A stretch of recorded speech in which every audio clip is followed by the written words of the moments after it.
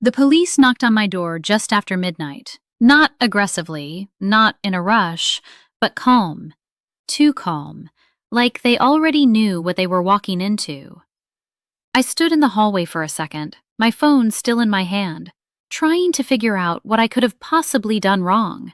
When I opened the door, two officers stood there, steady eyes, unreadable faces. One of them asked me to step outside. That's when something inside me dropped. He said they'd received a report, financial fraud, possible coercion. For a second, I honestly thought they had the wrong address. Then he said the name. My brother. I laughed at first. It didn't even feel real, just a dry, confused reaction because nothing about that made sense. But then I looked across the street. He was standing there, right next to my mom. Both of them watching me like this was something they had already accepted as true. He didn't say anything, didn't even look guilty. And that's when it hit me. This wasn't a misunderstanding. This was something he had been building quietly, and I had walked straight into it. I stepped outside and closed the door behind me, trying to keep my hands steady. One of the officers started asking questions, simple ones, but every word felt loaded. Had I forced my brother into any financial agreement? Had I taken control of his money? I shook my head. No. I helped him. Everything was his choice. They exchanged a look. Not disbelief, just distance. I glanced across the street again. My brother was still there, arms folded now. My mom stood slightly behind him like she didn't want to be seen too clearly. That felt worse. I paid his rent when he was about to get evicted, I said quickly. Cleared his credit cards. Even gave him a small share in my business so he could stand on his own. The officer nodded, but he wasn't writing anything down. That's when I noticed something strange. My brother pulled out his phone and started recording me. Not the police, me. And in that moment, I realized this wasn't just about money anymore. He wasn't trying to fix something. He was building a case. I forced myself to stay calm. I kept my voice even. You can check everything, I told the officers. Every transfer, every document. It's all signed. He agreed to everything. One of them finally wrote something down, but it didn't feel like it helped me. Across the street, my brother lowered his phone for a second. Then he said something to my mom. She nodded. Slow. Certain. Like she believed him. That part hit harder than anything. I need to understand, I said, my voice tighter now. What exactly did he tell you? The officer looked at me carefully before answering. He claims you manipulated him, that you made him dependent on you, then took control of his finances. I stared at him. That wasn't just a lie. That was a story. A clean one. Easy to believe. And suddenly, small things started clicking in my head. The way my brother used to ask me to explain contracts twice, the way he'd text me late at night, asking me to confirm things we'd already agreed on. At the time, I thought he was just confused. Now it felt different. Now it felt like he was collecting something. Evidence. I swallowed hard and tried to keep my thoughts straight. That's not true, I said. He came to me. He asked for help. I never forced anything. The officer didn't argue. He just listened, which somehow felt worse, because it meant this wasn't about convincing them in the moment. This had already been shaped before they even showed up. I have the paperwork inside, I added quickly. Signed agreements, messages. You can see everything. He nodded, but his eyes flicked past me again, toward the street. I didn't need to turn around to know my brother was still watching, waiting. I stepped back inside to grab the documents. My hands were shaking now, but I moved fast, pulling files from the drawer, opening my laptop, bringing up emails, transfers, timestamps, proof, clear, solid proof. When I walked back outside and handed everything over, I expected something to shift. But it didn't. The officer glanced through the first page, then paused. His expression changed. Not confused. Concerned. He looked back at me and said, "Ma'am, these signatures—" He didn't finish the sentence. He didn't have to. My chest tightened. What about the signatures? He turned the page slightly so I could see it. They don't match. I blinked. That's impossible. He signed those in front of me. The second officer stepped closer, comparing documents side by side.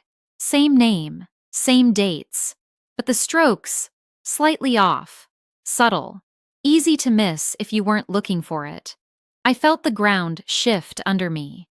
That's not, I started, then stopped, because suddenly something else clicked. The night he asked me to resend the agreement, said the first copy didn't save. The time he insisted on printing it himself, the way he always handled the final pages alone. I never questioned it. Why would I? He's claiming these were altered. The officer said quietly, that you changed the terms after he signed. I let out a breath that didn't feel like mine. No, I would never, but my voice sounded weak now. Across the street, my brother lifted his phone again, still recording. And for the first time, I realized something terrifying. He wasn't hoping this would work. He already knew it would. I forced myself to think, not react. Think. Check the email logs, I said, steadier now. Every version I sent is time-stamped. Nothing was changed after he signed. The officer hesitated, then nodded. We can look into that. Look into it. Not now. That was the problem. Because right now, I was the one standing outside my own house, being treated like a suspect, while my brother watched like he'd already won. Then my phone buzzed. A message. From him. I stared at the screen before opening it. You should just admit it. It'll be easier. My fingers went cold. I didn't reply. Instead, I looked up at him. Really looked this time. His face was calm. No anger, no panic, just control. And that's when I noticed something else. My mom wasn't looking at me anymore. She was watching him, waiting, like she needed to see what he'd do next. That's when it hit me. This wasn't just my brother. She was part of it. And whatever they had planned, this was only the beginning. I took a slow breath and stepped closer to the officers. There's something else you need to see, I said, keeping my voice steady. Please, just give me 1 minute. They exchanged a glance, then nodded. I unlocked my phone and opened my email. Not the agreements. Not the files he expected. The backups. Every draft I had ever sent automatically saved with timestamps. Originals. Edits. Attachments. Even the version history he didn't know existed.